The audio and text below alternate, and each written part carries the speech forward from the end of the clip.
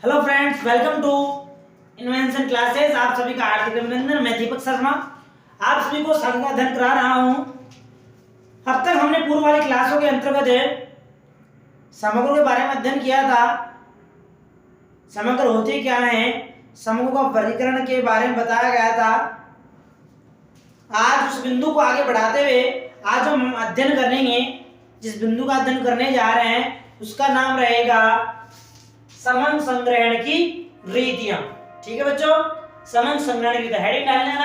अध्याय हमारा कोई पंचम चल रहा है, संगणना में प्रतिदर्श अनुसंधान। ठीक है, पंचम अध्याय के अंदर आज हम अध्ययन करेंगे समंग संग्रहण की रीतियां। हेडिंग डालना सभी विद्यार्थी। समंग संग्रहण, समंग संग्रहण की रीतियां। समंकों का संग्रहण करने के लिए किस किस रीति का प्रयोग किया जाता है, उन रीतियों के बारे में अध्ययन करेंगे। अध्याय पंचम हमारा प्रतिदर्श अनुसंधान विधि। हमारे बिंदु को आगे बढ़ाते हैं मैं आप सभी को कह दूं, हमारे चैनल को लाइक अवश्य कीजिएगा, सब्सक्राइब कीजिएगा और बेल आइकन के बटन को अवश्य दबाइएगा। कुछ पूछना हो तो कमेंट के माध्यम से अवश्य पूछिएगा। ठीक है, आगे बिंदु हमारे बिंदु पे चलते हैं पुनः।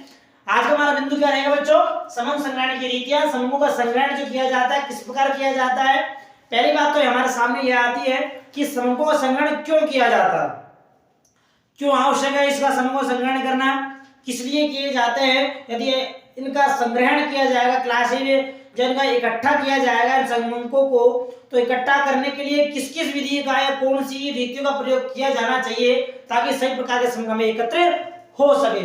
तो इसमें देखना सभी विद्यार्थी सामान्य लैंग्वेज के रूप में कि हमें जो हमारे समंकों का कलेक्शन इसलिए किया जाता है, पहले समझ लेना चलो एक बार। समंकों का जो कलेक्शन, जो संग्रहण इसलिए किया जाता है कि समंकों के अंतर्गत आने वाली समस्याओं का हम सविस्तार बिंदुपत रूप से उनका विस्तार समाधान कर सके, इसलिए समंकों का संग्रहण किया जाता है। देखिए इसमें किसी भी समस्या का, किसी भी समस्या, किसी भी समस्या का अध्ययन, किसी भी समस्या का अध्ययन करने के लिए, किसी भी समस्या का अध्ययन करने के लिए, समस्या का अध्ययन करने से तात्पर्य यहाँ पर यह है कि समस्या को जानने के लिए, किसी भी समस्या का अध्ययन करने के लिए समंकों की आवश्यकता, समंकों की आवश्यकता होती है, समंकों की आवश्यकता होती है। इसलिए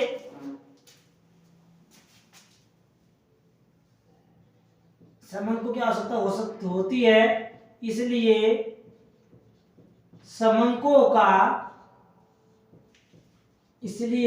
समंकों का संग्रहण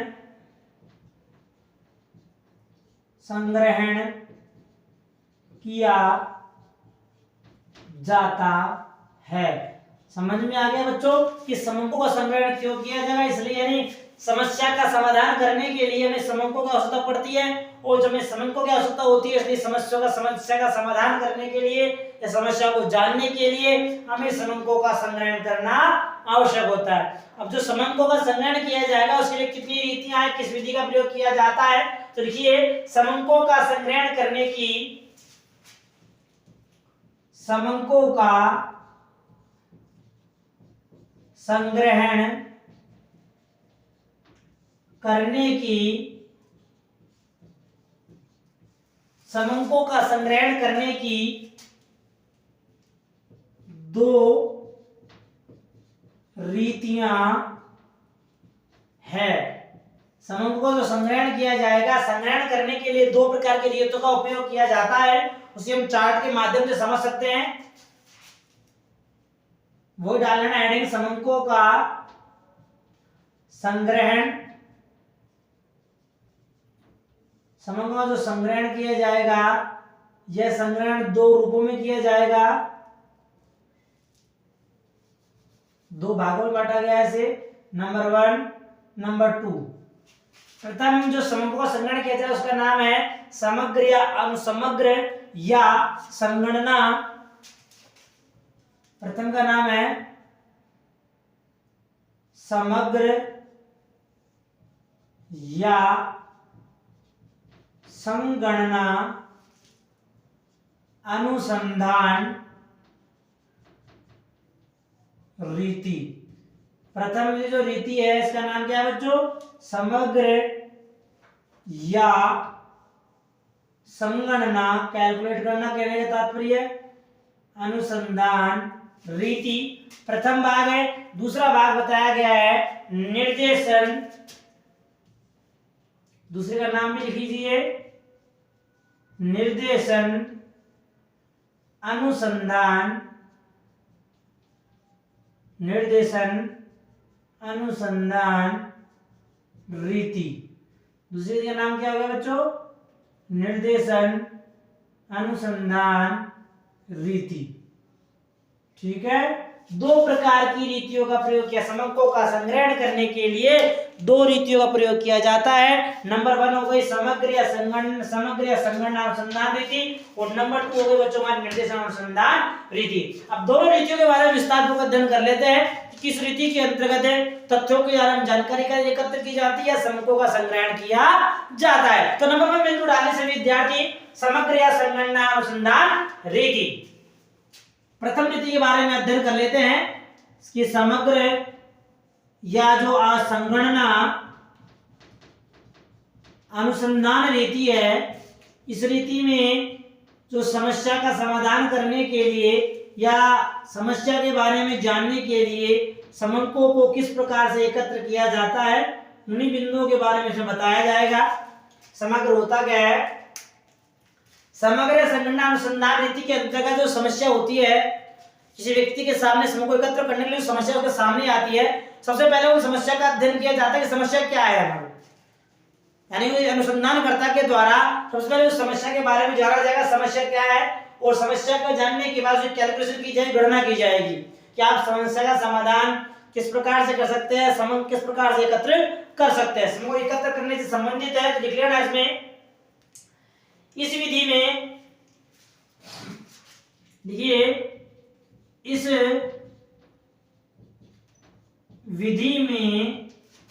विधि में समस्या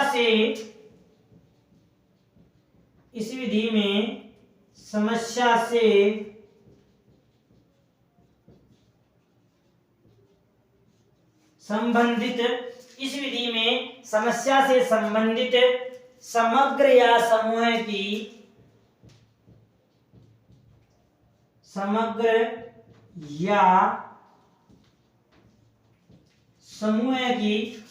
जो इकाइयां होती है, जितने भी समूह इकाइयां होंगी उन इकाइयों के बारे में जाना जाएगा।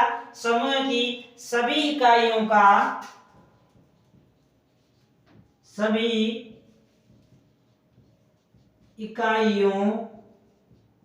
का अध्ययन किया जाता है, अध्ययन किया जाता है। यानी समग्र के अंतर्गत समूह में जितनी भी सभी इकाइयां होगी, इन इकाइयों के बारे में अध्ययन किया जाता है। इसलिए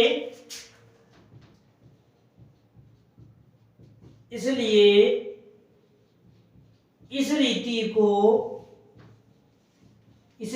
रीति को संगणना या संपूर्ण गणना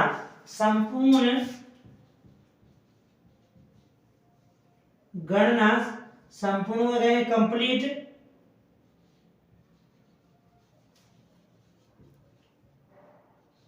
गणना एंड कैलकुलेट, संपूर्ण गणना या संगणना अनुसंधान रीति कहते हैं। या संगणना मतलब सेंस कह सकते हैं, CENSE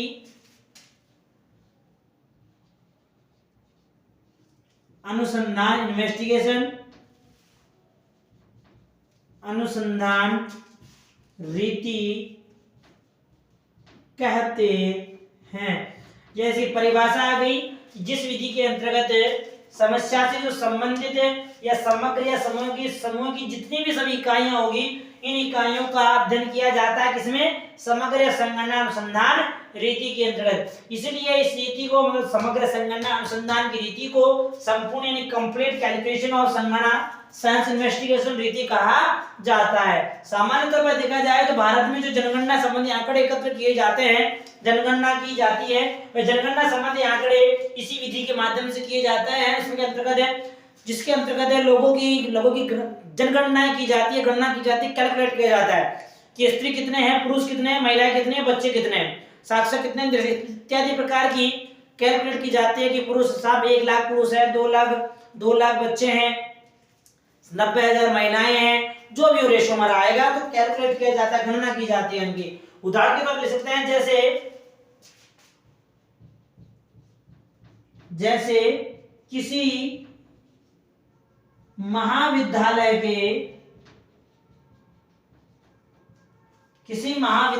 के छात्रों का मासिक व्यय ज्ञात करना। महाविद्यालय के जो छात्र होते हैं, छात्रों के द्वारा पर मंथली कितना एक्सपेंसेस किए जाते हैं पर मंथली, उस एक्सपेंसेस के बारे में जानकारी प्रदान की जाती है, वह किस विधि के द्वारा की जाती है बच्चों? समग्र या संगणना अनुसंधान रीति के माध्यम से की जाती है। एक छोटा सा नोट और लिखना इसी के अंतर्गत कि एग्जाम में अगर क्वेश्चन पूछ सकता है कि भारत में जनगणना संबंधी जो आंकड़े एकत्र किए जाते हैं, भारत में जनगणना संबंधी जो आंकड़े एकत्र किए जाते हैं किस विधि के माध्यम से किए जाता है? तो आप सभी विद्यार्थियों का उत्तर क्या होगा बच्चों? समग्र या संगणना अनुसंधान रीति के द्वारा उन्हें भारत जनगणना संबंधी आंकड़े एकत्र किए जाते हैं। तो इस पॉइंट को भी लिख लेना साथ में, ताकि याद रहेगा आपको। तो इसमें लिखना भारत में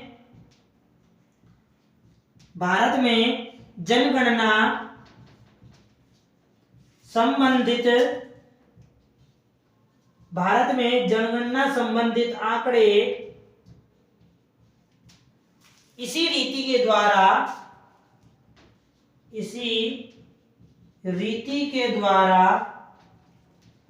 एकत्र किए जाते हैं।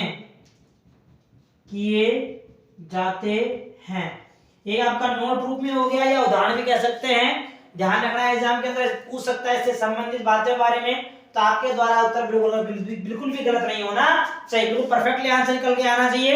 ये हमारी डेफिनेशन हो गई इसकी समग्र या संगणना अनुसंधान रीति के बारे में। आगे अध्ययन करते हैं कि इस रीति में कौन कौन से गुण पाए जाते हैं, कौन कौन से दोष पाए जाते हैं। तो इसका लिख लेना, सभी विद्यार्थी इसका स्क्रीनशॉट ले लेना एक बार, ताकि आप समाज में निश्चित को इसमें जो नोट्स बनाओ अपने कॉपी के अंदर, तो यथावत नोट्स लिख लेना एक साथ में। फिर भी कोई दिक्कत आए, कुछ पूछना हो तो पूछ सकते हो, स्वतंत्र रूप से आप बाधित नहीं हो किसी कार्य के लिए। लिख लिया सभी विद्यार्थियों ने? ये लिया स्क्रीनशॉट। चलो आगे चलते हैं। हेडिंग लगाना ना, वही हमारी समग्र संगणना अनुसंधान रीति है, इसके गुण और दोषों के बारे में अध्ययन करेंगे हम। ठीक है, चलिए अच्छी बात इसमें लिख लिया हो। पिछले वाली क्लास के लिए भैया एक पंकज नाम के भैया ने भी कमेंट किया था, सर बहुत अच्छा, चलो अच्छी बात है, सुनकर अच्छा लगा कि विद्यार्थी को अच्छा लग रहा है। शायद कॉमर्स का विद्यार्थी होगा जहां तक हम समझ रहे हैं, या कंप्यूटर संगणक की भर्ती जब आने वाली है, मैंने आपको भी बताया, उसके बारे में तैयारी कर रहा होगा। दोनों विधियों के बारे में जो प्रथम जो रीति बताई गई है, इसके गुणों के बारे में अध्ययन करेंगे। ध्यान लिख लेते हैं, ठीक है।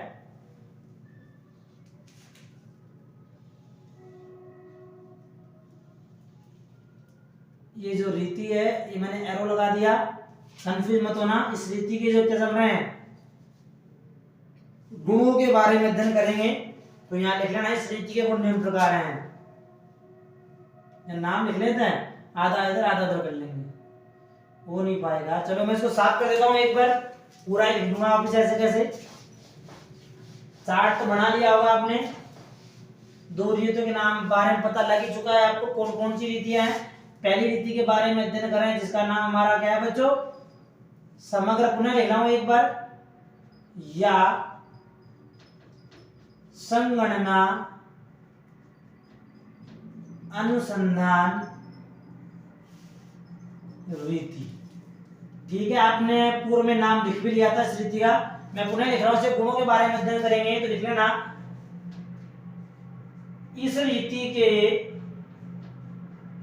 निम्नलिखित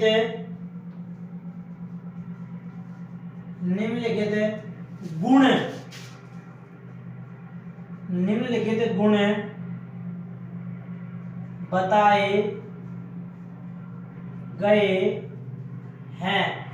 कौन कौन से गुण बताए हैं, गुणों के बारे में अध्ययन किया जाएगा। कौन कौन से गुण बताए गए हैं, तो गुणों में जो पहला बिंदु लिख लिया सभी विद्यार्थी, क्या बताया गया बच्चों, गुणों में पहला बिंदु हमारा गहन अध्ययन करना। ठीक है, नंबर 1 डालना, कौन कौन से गुण बताए गए। नंबर 1 है गहन अध्ययन। गहन अध्ययन किया जाता है। गहन अध्ययन में क्या किया जाता है उसके बारे में जानकारी एकत्र कर लेते हैं। गहन अध्ययन से ऐसे कह सकते हैं कि इस रीति के द्वारा जब समंकों की समस्याओं के बारे में जानकारी प्राप्त की जाती है, समंकों को एकत्र किया जाता है, तो उस समय बहुत डीपली रूप से, गहनता से समस्या के बारे में अध्ययन किया जाता है। ऐसे कह सकते हैं समंक इस प्रकार से एकत्र किए जाते हैं कि उस समस्या से संबंधित सभी तथ्यों को हम जान सके। तो इसमें एक लाइन लिखना चाहिए समझने के लिए कि इस विधि से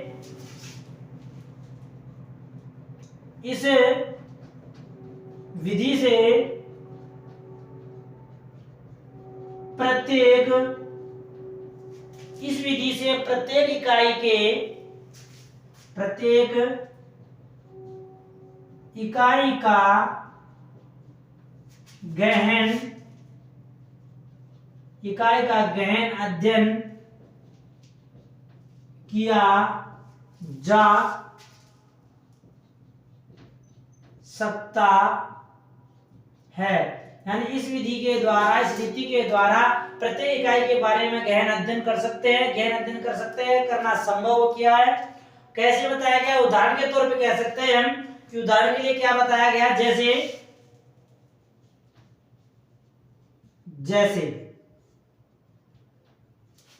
में क्या कहा गया, जैसे में ये बताया गया है कि जो जनसंख्या संबंधी जो आंकड़े एकत्र किए जाते हैं भारत सरकार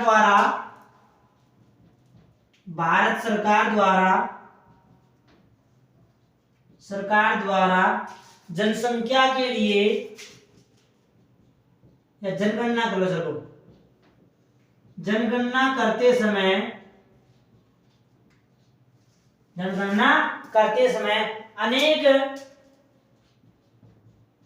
अनेक बिंदुओं का भी, बिंदु कह सकते हैं या तथ्य कह सकते हैं, अनेक बिंदुओं का भी अध्ययन किया जाता है। अब जो अध्ययन किन बिंदु करते हैं, जैसे लोगों की गणना तो कर रहे हैं कि कितने पुरुष है कितनी महिलाएं, अब उसके साथ हम और अन्य सूचनाएं भी एकत्र कर रहे हैं। क्या कर रहे हैं, जैसे शिक्षा से संबंधित आंकड़े भी एकत्र कर सकते हैं, जनगणना एकत्र कर सकते हैं, नहीं हम करते भी हैं। शिक्षा से संबंधित कह सकते हैं स्त्री पुरुष साक्षरता, हमारी साक्षरता दर कितनी है, कोई विवाहित कितने हैं, अविवाहित कितने हैं, आयु, व्यवसाय, आयु संबंधित आंकड़े, व्यवसाय संबंधित आंकड़े, और वैवाहिक स्थिति मैरिड है या अनमैरिड है आदि। यानी हम केवल लोगों की गणना करना ही हमारा उद्देश्य नहीं है।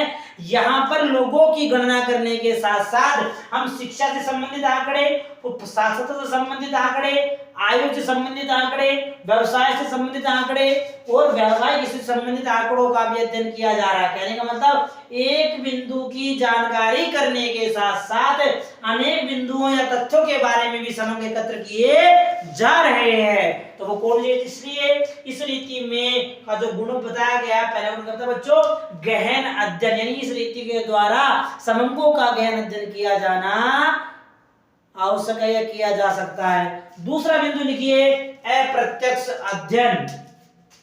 बी वाला बिंदु हमारा अप्रत्यक्ष अध्ययन, इनविजिबल कह सकते हैं, दिखाई नहीं देता हमको। अप्रत्यक्ष रूप से तथ्यों के बारे में जानकारी एकत्र की जाती है।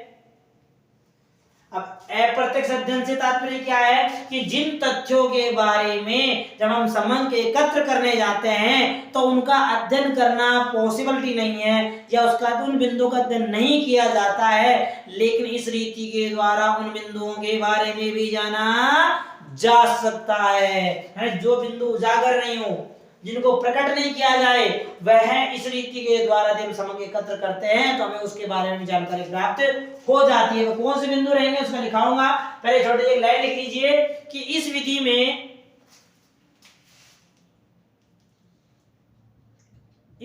में उन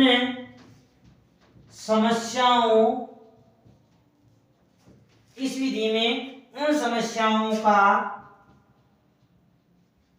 अध्ययन भी किया जा सकता है, उन समस्याओं का अध्ययन भी किया जा सकता है जिनका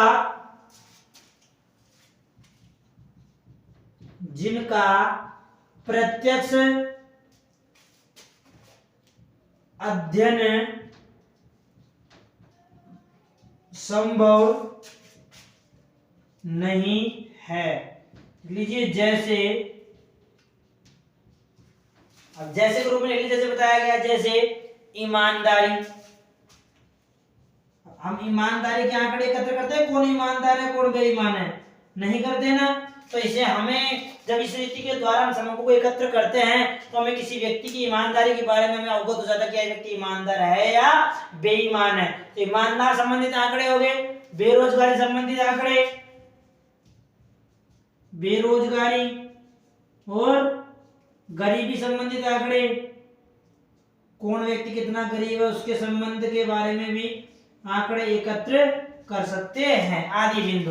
यानी इन तथ्यों का समूहों का एकत्र करते समय ईमानदारी, बेरोजगारी, गरीबी के बारे में भी हम जानकारी प्राप्त एकत्र कर सकते हैं। जैसे कोई व्यक्ति गरीब है, भूखा है, बेचारा भूखमरी बारे पता लग सकता है कि कौन सा व्यक्ति भूखा है, उसके बारे में जानकारी, कौन सा व्यक्ति ईमानदार है, कौन सा व्यक्ति बेईमान है, इन सभी प्रकार के तथ्यों के बारे में जानकारी प्राप्त हो सकती है, हम समझ एकत्र कर सकते हैं। तीसरा बिंदु बताया गया, तीसरा जो गुण बताया गया उसको लिखिए। तीसरा गुण क्या है? अत्यधिक शुद्धता।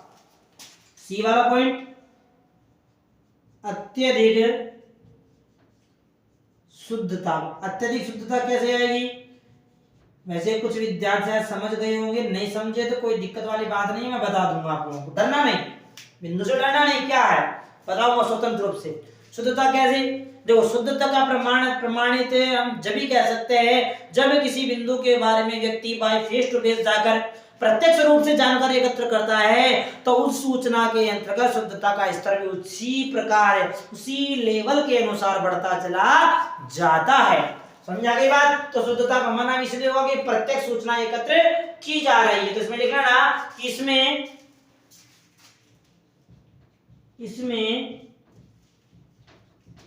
प्रत्यक्ष व्यक्तिगत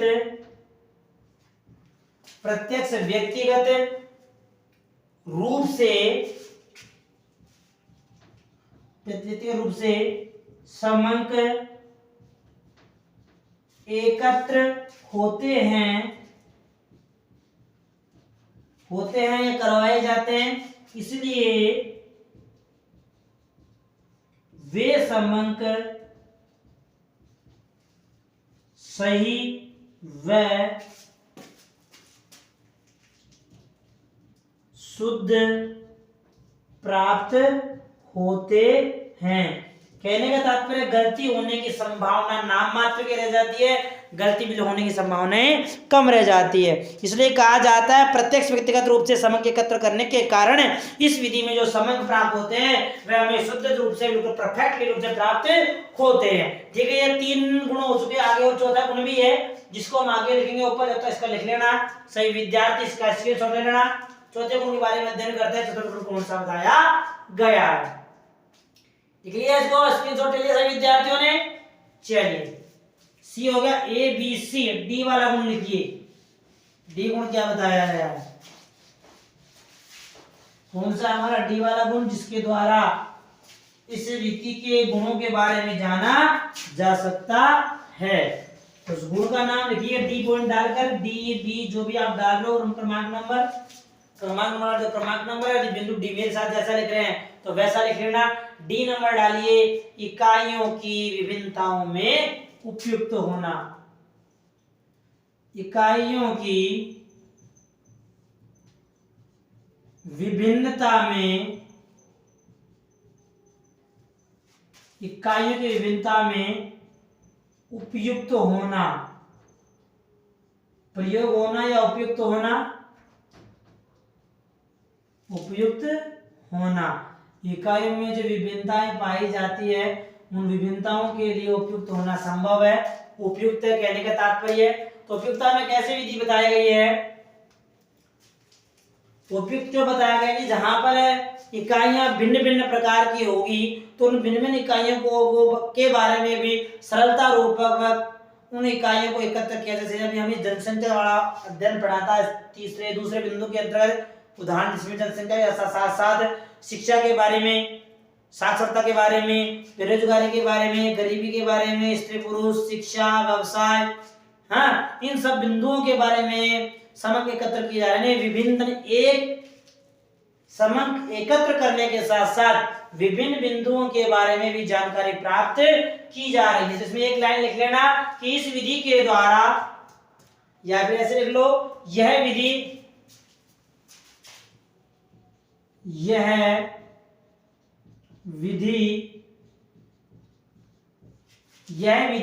ऐसे अनुसंधान में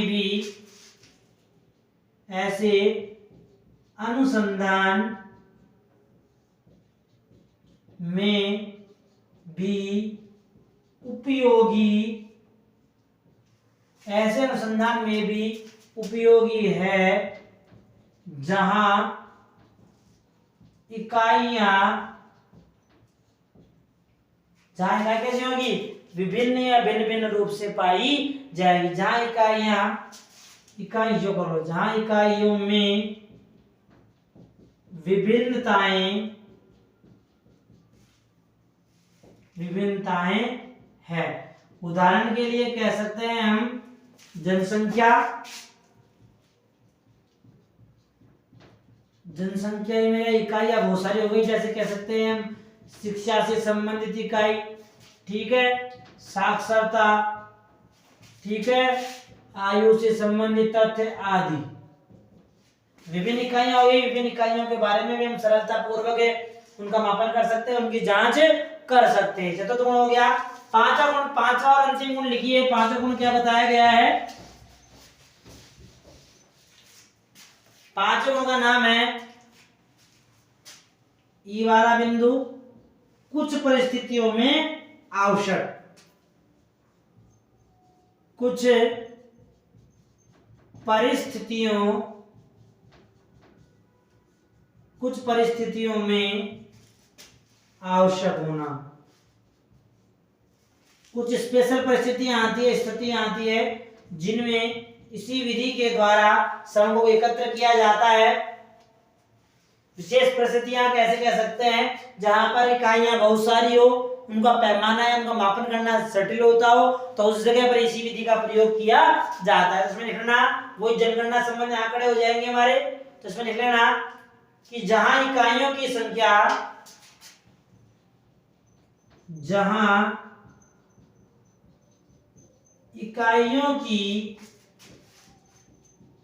संख्या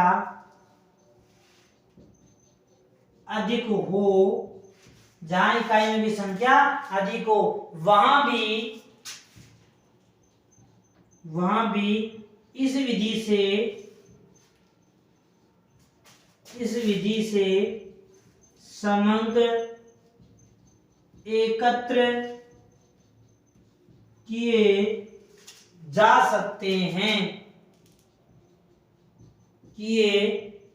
सकते हैं। उदाहरण के तौर पे बता दिया, जैसे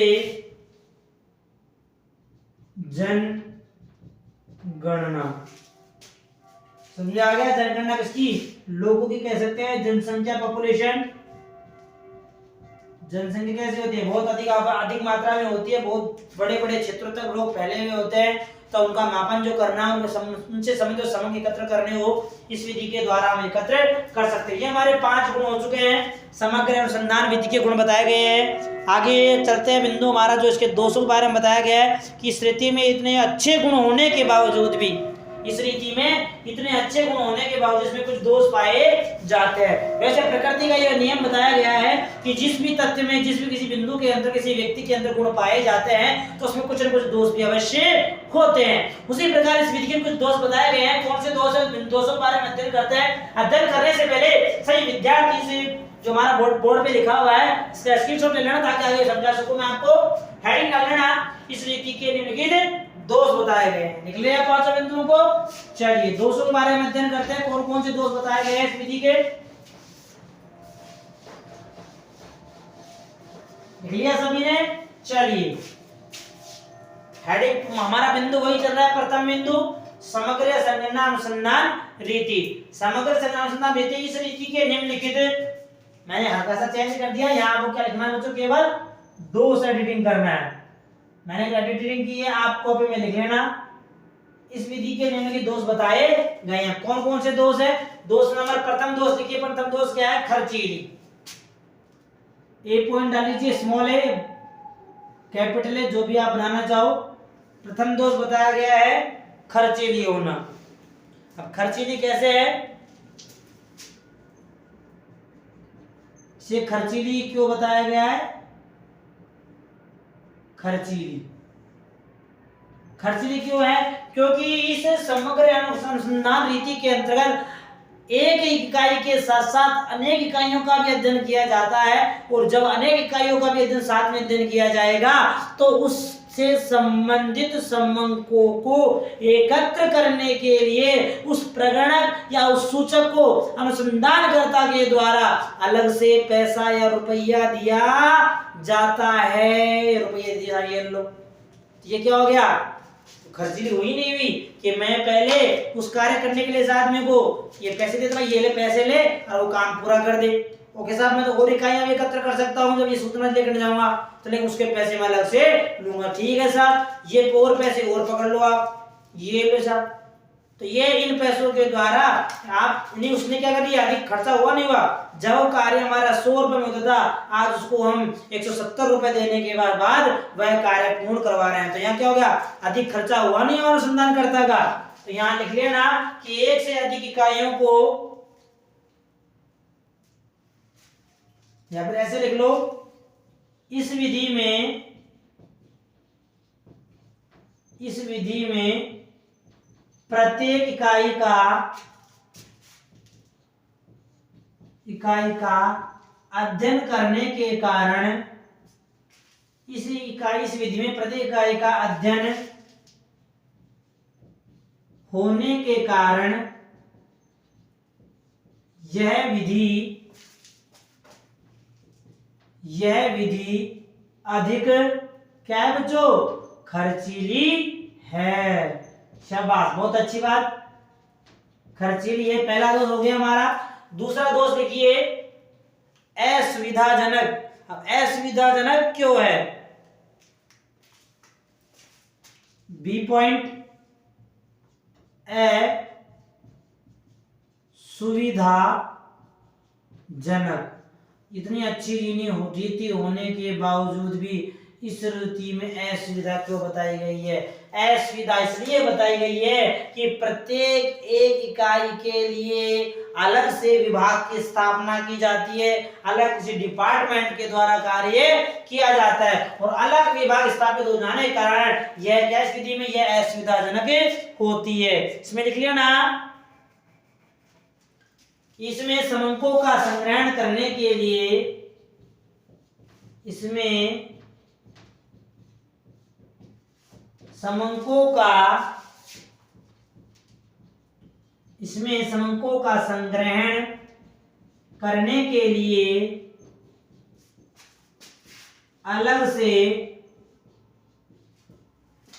अलग से विभाग की स्थापना या अलग से एक बड़ा विभाग स्थापित किया जाता है, बड़ा विभाग स्थापित किया जाता है। बड़ा विभाग स्थापित होने के कारण असुविधा बताई गई है। तीसरा जो दोष बताया गया, तीसरे दोष के बारे में लिखिए, अधिक परिश्रम व समय लगना। सी वाला बिंदु लिखिए, अधिक समय व परिश्रम। अधिक समय परिश्रम तो लिखना स्वाभाविक है कि बड़े क्षेत्रों का अध्ययन किया जाता है, तो बड़े क्षेत्रों का अध्ययन होने के कारण इसमें हमें समय भी अधिक लगता है और हमारा परिश्रम जो मेहनत भी क्या होती है, बहुत अधिक होती है। तो इसमें लिख लेना, इसका क्षेत्र बड़ा होने के कारण क्षेत्र बड़ा क्यों हो गया, ये अधिक इकाइयों के बारे में समग्र एकत्र कर रहा है। तो इसका क्षेत्र बड़ा होने के कारण इसमें समय व अधिक इकाइयां होने के कारण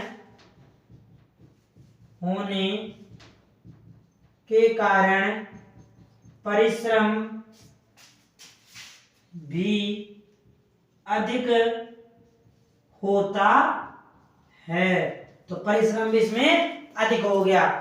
चौथा गुण बताओ, जो दोष बताया गया वह लिखिए, सीमित क्षेत्र में संभव होना। नंबर डी, सीमित क्षेत्र में संभव। सीमित क्षेत्र के अंदर यह संभव नहीं है, तो इसमें लिख लेना, सीमित क्षेत्र के अंदर कि प्रत्येक इकाई से इसमें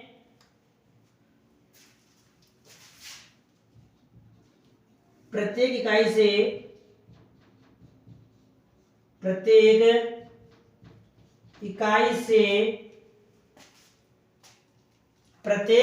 इकाई से संपर्क स्थापित करना,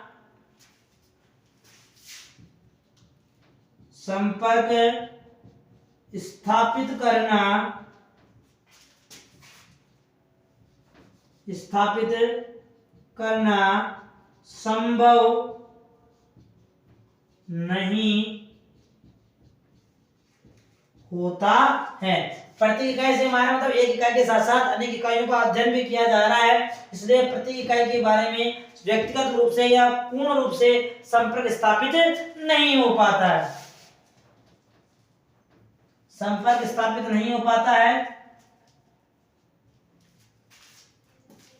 इसलिए इसका प्रयोग सीमित क्षेत्र में, जिसका केवल सीमित क्षेत्र में इसका प्रयोग संभव है। अंतिम दोष लिखिए, वह हमारा है सांख्यिकी विभ्रम।